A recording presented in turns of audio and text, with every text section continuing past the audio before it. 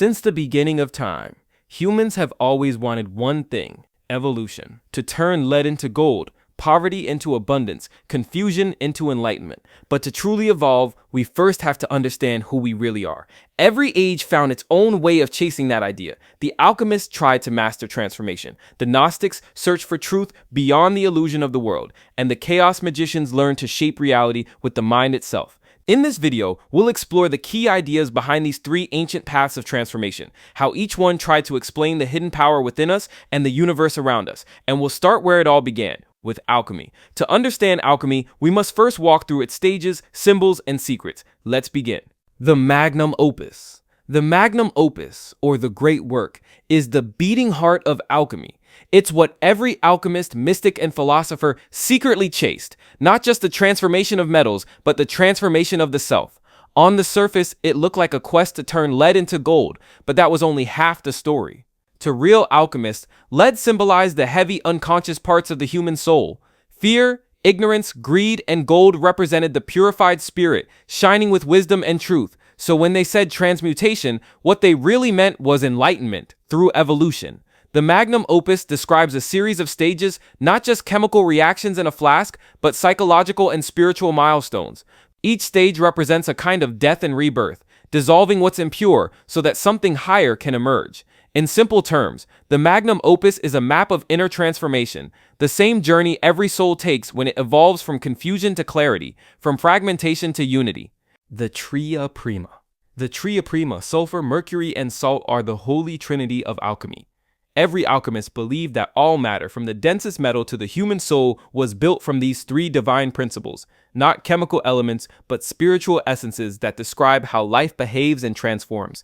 The first is sulfur, the fiery soul. It's the energy of desire, will, and transformation, the spark that burns and moves. Sulfur gives things their individuality, their personality, but it can also be volatile, too much fire, and it consumes itself. In people, it's passion, ego, drive, the urge to become something more. Next is mercury, the spirit of change, fluid, shapeless, ever-shifting. It's the bridge between above and below, the link between body and soul. Mercury is adaptability, reflection, intuition, the power that connects all things. In every transformation, it's mercury that allows sulfur's fire to move through salt's form. You could say mercury is the consciousness of the process itself. And finally, salt, the body, the grounding, the stability, the crystallization of spirit into matter. Salt is what holds things together. It's preservation, endurance, and memory. In human terms, salt is the body that anchors the soul, the structure through which sulfur's passion and mercury's flow can manifest.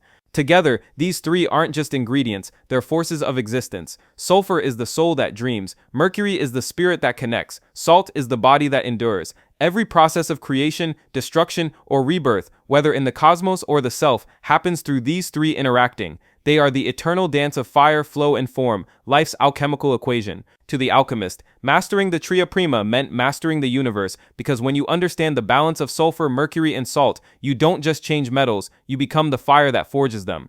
The Philosopher's Stone is the crown jewel of alchemy, the legendary goal of every alchemist's journey. To outsiders, it was believed to be a literal stone that could turn lead into gold or grant eternal life. But to true alchemists, it was something far greater, the symbol of ultimate transformation. They saw it as the perfect fusion of spirit and matter, the point where heaven and earth finally meet. Creating the stone wasn't about wealth, it was about completing the great work, the magnum opus. The stone represented perfection itself. It could purify any substance, heal any illness, and awaken immortality, not just in the body but in the soul. In simple terms, it was the human being made whole, balanced in mind, body, and spirit. It meant the alchemist had become the stone, the awakened one who could transform all that they touched.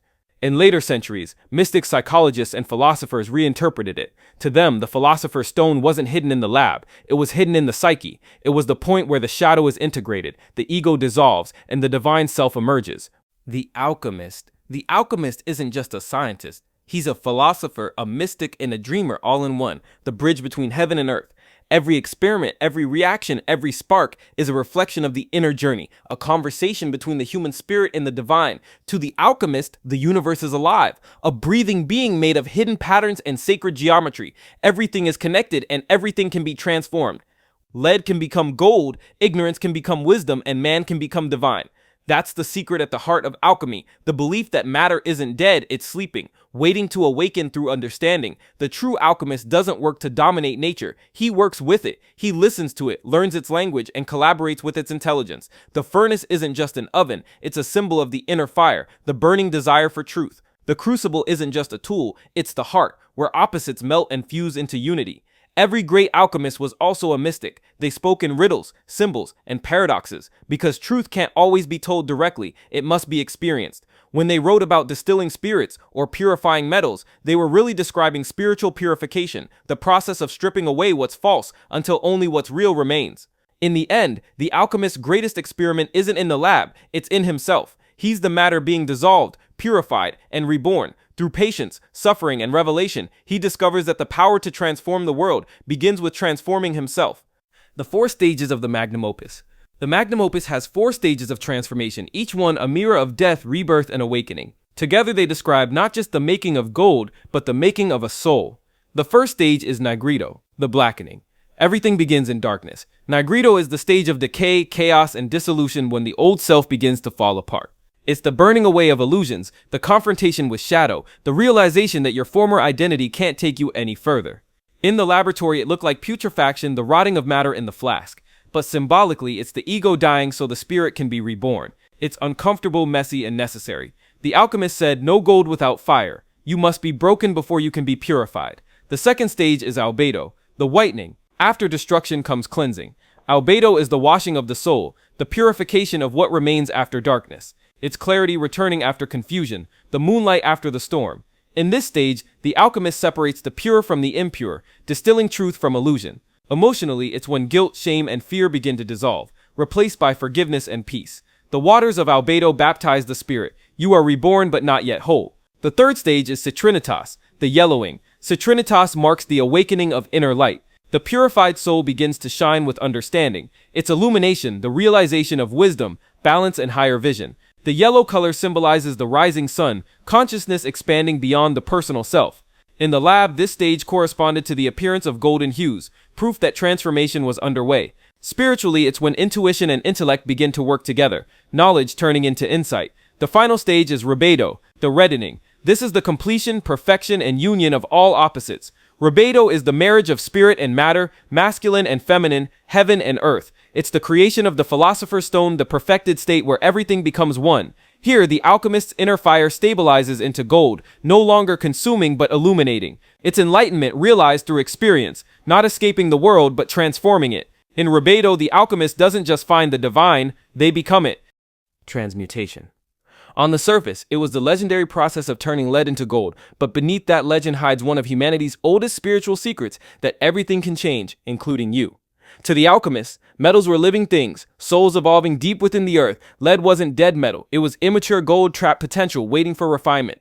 So when an alchemist heated lead, dissolved it, purified it, and crystallized it again, it wasn't just chemistry, it was a spiritual mirror.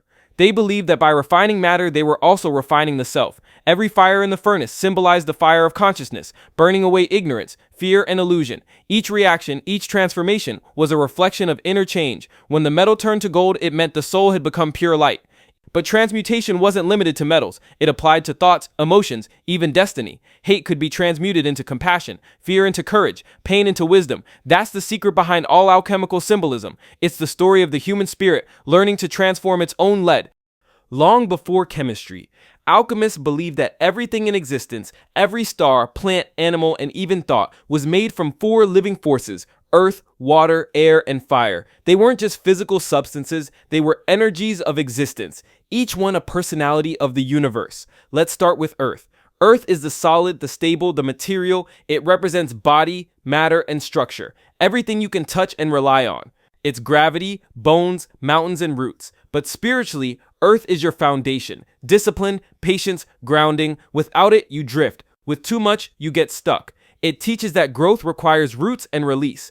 Then comes water, the shapeshifter. It's emotion, intuition, and flow. Water dissolves what's rigid and connects what's separate. It's the river that carries memory and feeling, the mirror of the soul. In alchemy, water cleanses, cools, and transforms chaos into clarity. It reminds us that surrender can be its own kind of strength. Next is air, the breath between worlds. It's thought, communication, inspiration, the invisible link between mind and matter. Air moves ideas like wind moves clouds. It's the element of intellect and imagination, the one that teaches you how to see the world from above. In balance, it gives freedom and clarity. In excess, confusion and distraction. And finally, fire, the destroyer and the creator. It's passion, will, transformation, the spark that turns potential into reality. Fire burns impurities away, both in matter and in spirit. It's destruction that leads to rebirth, the engine of evolution. Every alchemist sought to master this element, because fire doesn't just illuminate, it reveals. Together, these four elements aren't separate substances. They're archetypes of existence. Every process of life, growth, emotion, thought, and change is the dance between them. Earth grounds, water feels, air thinks, and fire acts. The quintessence. This is the fifth and highest element in alchemy, the invisible thread that ties the universe together. While the four classical elements, earth, water, air, and fire, make up the visible world, the quintessence is the breath between them, the divine spirit that gives them life. It is pure essence, untouched by corruption, the spiritual fabric of existence. The word quintessence comes from the Latin quinta essentia, meaning the fifth essence. Alchemists believed it was the most perfect form of matter, the hidden light that holds everything in balance. It was the energy that filled the heavens, flowed through the stars, and within all living beings. If fire transforms, air thinks, water feels, and earth sustains, then quintessence unites them all. It is the consciousness within creation itself. In their laboratories, alchemists sought to extract the quintessence from plants, metals, and even themselves. They believed it was the secret to immortality, the elixir that could heal any illness and restore harmony to body and soul. But behind that quest was a deeper meaning. They weren't just searching for a mystical substance. They were trying to find the divine hidden in the material world. So alchemists believed transformation was the key to perfection, turning darkness into light, ignorance into wisdom, and the human into the divine. But another group of seekers saw things differently. They believed the world itself was entirely an illusion, a kind of spiritual trap that kept humanity asleep. To them, salvation came from waking up and remembering who we really are. Let's enter the world of Gnosticism and explore the major concepts that define it. The Gnosis. Ever had a moment where you weren't just learning something, but remembering it, like the truth was already inside you? That's the heart of the Gnosis and Gnosticism. It's not about reading the right book or attending the right lecture. It's an inner awakening, a personal revelation that rewires how you see reality. Not belief in dogma, but a lived, transformative experience where the soul recognizes its divine origin. They believed most of humanity lives in a kind of spiritual sleep, caught up in the distractions of the physical world, money, power, fear, pleasure, all the noise that keeps us from hearing the signal. Gnosis cuts through that static. It's the moment you realize the material world isn't the ultimate truth, that you are not just a body with a soul, but a soul wearing a body. And in that instant, you see through the illusion built by the demiurge and his archons, the cosmic wardens of this realm. For Gnostics, Gnosis was highly personal. No priest, ruler, or even scripture could give it to you. The myths, symbols, and sacred stories they preserved were more like treasure maps, not the treasure itself. Only by turning inward, questioning reality, and directly experiencing the divine spark within could a person truly awaken. And once that spark was lit, life was never the same, because you didn't just believe in the higher realms, you knew them as surely as you know your own name. The pleroma. Imagine a realm so perfect, so overflowing with light and harmony, that nothing is missing. No pain, no fear, no loneliness. This is the pleroma, the fullness of divine reality in Gnostic thought. It's not a place you could travel to with a spaceship or find on a map. It exists beyond time and space, beyond the rules of the physical world. It's where the true God dwells, surrounded by emanations of pure divinity called aeons, each a living expression of love, wisdom, or truth. To Gnostics, the pleroma was our true home. Every soul began there, a spark of that fullness before a cosmic mistake cast us into the shadows of the material world. Here, in this realm of matter, we forget who we are. But deep down, our spirits still ache for what we lost. That subtle homesickness you sometimes feel, the one you can't explain, is, in the Gnostic view, your soul remembering the pleroma. The myths say that to return is not about going somewhere, it's about becoming whole again. The pleroma is the fullness we've been searching for in every relationship, every dream, every achievement, but can't quite find here. The Gnostic path is about stripping away the illusions until the pleroma isn't just out there, it's within you. And when you awaken to it, you realize you were never truly separate from it in the first place. Before anything existed, before stars, planets, or even the idea of time, there was the monad. The word means one, but this isn't a one you can count. It's not a god sitting on a throne, not a figure with a face. The monad is beyond form, beyond thought, beyond even the concept of beyond.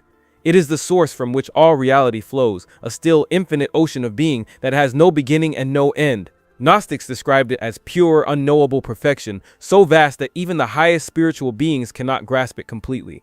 Yet everything that exists, both in the spiritual and material realms, ultimately comes from this single, boundless origin. It's not a ruler handing down commands, it's more like an eternal fountain, overflowing with light, love, and possibility. From that overflow came the Pleroma, the realm of divine fullness, and within it the aeons, each a facet of the monad's infinite nature. You can't see the monad with your eyes or picture it in your mind, but you can feel its echo in moments of deep stillness, when you sense that there's something vast and eternal holding everything together. Gnostics believe that to awaken spiritually is to follow the thread of your own divine spark all the way back to the monad, to return not just to the place you came from, but to the very source of existence itself. Emanations, aeons. If the monad is the infinite ocean of divine being, the aeons are like its waves, unique expressions of the same source, each carrying a different quality of the divine. In Gnostic cosmology, the monad doesn't create the universe the way a carpenter builds a table. Instead, it overflows naturally, and from that overflow come the aeons, streaming out into the Pleroma. They are not separate gods, but living aspects of the One, like love, truth, wisdom, and life itself, personified in radiant spiritual form. The aeons often appear in syzygies, male-female pairs, representing perfect balance. Their harmony keeps the spiritual realm whole. But the Gnostic myths tell of one aeon, Sophia, wisdom, who acted outside her perfect pairing. Driven by an intense desire to know the unknowable monad directly, she emanated on her own. This act, though born from longing, disrupted the balance and gave rise to something flawed, the demiurge, the architect of the material world. To the Gnostic seeker, the aeons are not just mythic beings in a cosmic drama. They are signposts on the path home, each representing a stage of spiritual ascent. As the soul awakens, it moves through these emanations, shedding layers of ignorance until it finally returns to the fullness of the Pleroma and the unity of the monad, the divine spark. Deep inside every human being, the Gnostics said, there is a divine spark, a fragment of pure light from the Pleroma itself.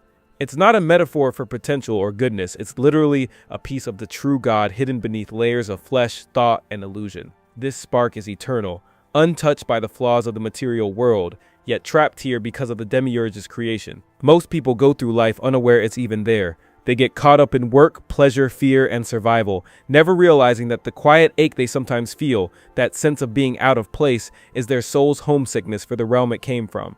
But for those who begin to wake up, the spark stirs. It sends little pulses of recognition, a moment of awe in nature, a dream that feels more real than waking, a sudden knowing that you are more than you've been told. In Gnostic teaching, this spark is the compass guiding the journey home. It doesn't shout, it whispers, and the more you listen, the stronger it becomes.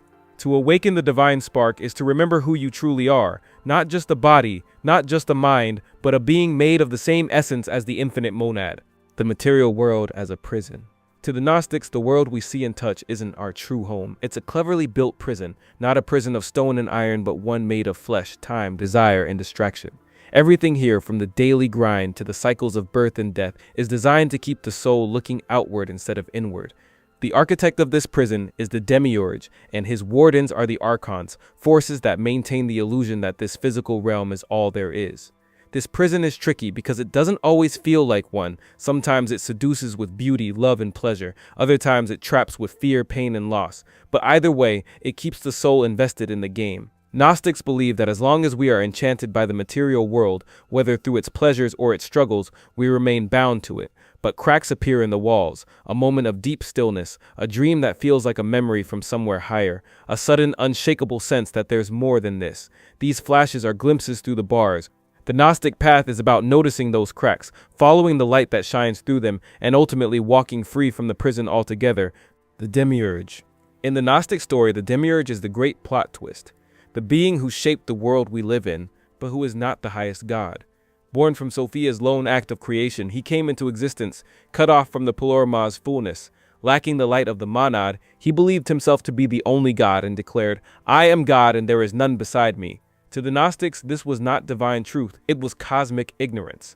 The demiurge crafted the material universe, but because he worked with matter, seen as flawed and limiting, his creation mirrored his own imperfection. He set the physical laws, the cycles of birth and death, and the boundaries that keep the divine spark in humanity trapped. Some traditions describe him as arrogant and cruel, others see him as simply blind, doing the best he can without realizing he is just one being in a much greater hierarchy. he doesn't rule alone. The myths say the demiurge is surrounded by archons, cosmic administrators or jailers who maintain the illusions of the material realm. They distract, mislead, and keep the soul turned outward instead of inward. In Gnostic thought, the spiritual journey is, in part, a jailbreak, not from life itself, but from the false reality the demiurge built, and the key to escape is Gnosis, the awakening that reveals there is a far greater, higher God beyond the walls of this world. Salvation through awakening. For the Gnostics, salvation wasn't about being rescued by an outside savior or earning a place in heaven through rules and rituals. It was about waking up, remembering who you truly are and where you truly come from. They believed the soul already carries the map home hidden inside the divine spark, but as long as you're asleep to it, you keep wandering in circles inside the prison of the material world. Awakening begins when something breaks through the noise, a dream that feels like a message, a sudden moment of clarity, a teaching that resonates so deeply it feels like déjà vu. In that instant, you see the world differently. You realize the walls are made of illusion, and the key to leaving has been in your hands the whole time. The Gnostics saw this awakening as a kind of inner resurrection, the moment the true self rises from the tomb of forgetfulness. Once awake, the soul can navigate past the archons, slipping through the gates of the material realm at death and returning to the pleroma, the fullness it came from. And here's the twist. In the Gnostic view, salvation isn't something you get after you die. The moment you awaken, you are already free. The prison still exists, but it can't hold you anymore because you've remembered the truth. You were never just a prisoner. You were always a being of light, temporarily dreaming in the dark. So the Gnostics believed that enlightenment came through knowledge, awakening from the illusion of the world, and remembering the divine spark within. But as time passed, that ancient wisdom evolved, the search for truth moved from hidden temples and sacred texts to purely the mind itself. Modern seekers began to realize something new, that belief wasn't just a way to understand reality, it could shape it. This idea gave birth to a modern form of magic, one that blended psychology, symbolism, and pure intent. This is chaos magic, the art of transforming reality through the power of the mind. Let's get into it. Belief. In most religious or spiritual systems, belief is treated as sacred, a fixed truth that must be accepted and upheld. But in chaos magic, belief is not sacred. It's a tool, something you can consciously choose, use for a specific purpose, and discard when it's no longer useful. This concept is one of the foundational pillars of chaos magic philosophy. You can choose to believe in God, spirits, psychological archetypes, or even fictional characters like superheroes, whatever helps you generate results. Once it works, you can drop that belief and move on to another. This works because the subconscious mind responds powerfully to belief. When you fully believe something, even temporarily, it shapes your perceptions, influences your energy, and helps manifest your intent. The phrase "nothing is true, everything is permitted" is one of the most iconic and misunderstood mottos in chaos magic. At first glance, it might sound like a license for lawlessness or nihilism, but in the context of magic, it's something much deeper. It means that there are no absolute truths in the universe, only models, belief systems, and perceptions. All of them are subjective, and all of them can be useful, depending on how and when they're applied. In other words, no single spiritual system, scientific worldview, or moral code holds a monopoly on truth. Instead of being locked into one framework, chaos magicians recognize that every belief system is just a lens, a way to interpret reality, and they are free to choose whichever lens serves their intent. If something works, it's valid. If it stops working, discard it and try another. The second part of the phrase, "everything is permitted," speaks to the idea that you are your own authority. You're not bound by old rules, ancient gods, or societal expectations. You create your own magical system, draw your own symbols, and invent your own rituals if needed. This doesn't mean anything goes without consequence. It means you take full responsibility for your reality, your ethics, and your outcomes. Gnosis. In chaos magic, Gnosis refers to a specific altered state of consciousness used to cast spells and implant magical intent deep into the subconscious. It's about reaching a mental state where the chatter of the conscious mind is silenced. In this quiet, focused state, magical energy bypasses the rational filter and slips directly into the subconscious, which is where true change begins. Gnosis is essential for practices like sigil magic, where a desire is charged during a moment of intense focus or emotional release. There are many ways to achieve Gnosis, and chaos magicians are encouraged to experiment to find what works best for them. The most common techniques fall into two categories: inhibitory and excitatory.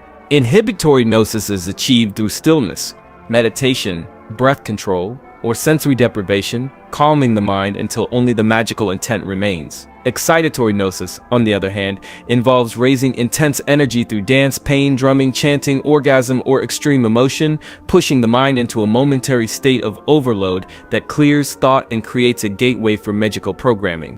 What makes gnosis powerful is its ability to make the magician fully present and singularly focused, even if only for a few seconds. In that moment, the mind becomes a clean slate and the magical intention can be planted like a seed.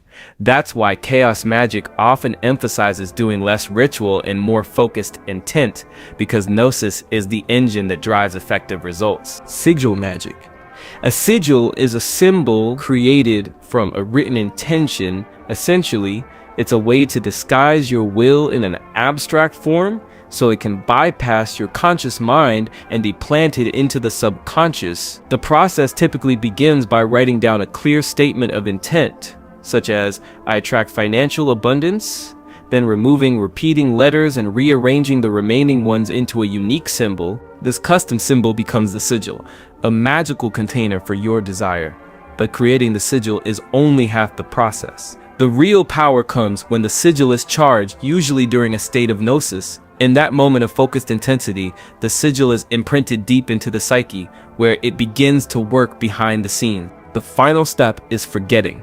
Once the sigil is charged, the magician intentionally lets go of the desire, forgetting the meaning behind the symbol and avoiding conscious obsession over the outcome. This forgetting is crucial because it prevents the rational mind from interfering with the process. The idea is that the subconscious will now work to manifest the desire without being blocked by doubt, resistance, or overthinking.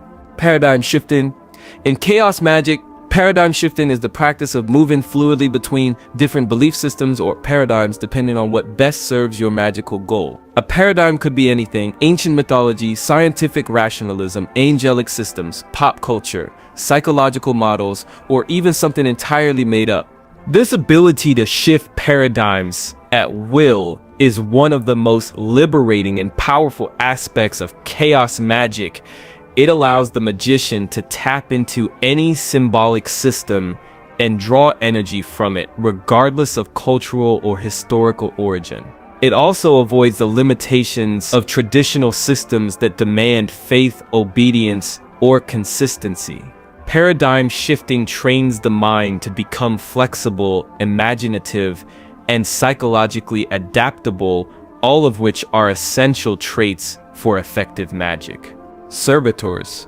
A servitor is a magical entity created by the magician to carry out specific tasks. Unlike spirits or deities that are believed to exist independently, servitors are constructed intentionally programmed thought forms or energy constructs designed to perform a purpose like protection, motivation, creativity, or influencing events. Think of them as custom-built spiritual assistants crafted from your own intent and given symbolic life. You'll create a servitor by defining its function, giving it a name, personality traits, and even a sigil or symbol to represent it. Through ritual and focus, you then charge it with energy and release it to do its work. The power of servitors lies in the idea that focused intention and belief can generate independent psychic momentum. Over time, a well-made servitor can seem to take on a life of its own, responding to commands, influencing outcomes, and evolving in behavior. However, because it was created by you, it remains under your control and can be reabsorbed or dismantled once its job is done.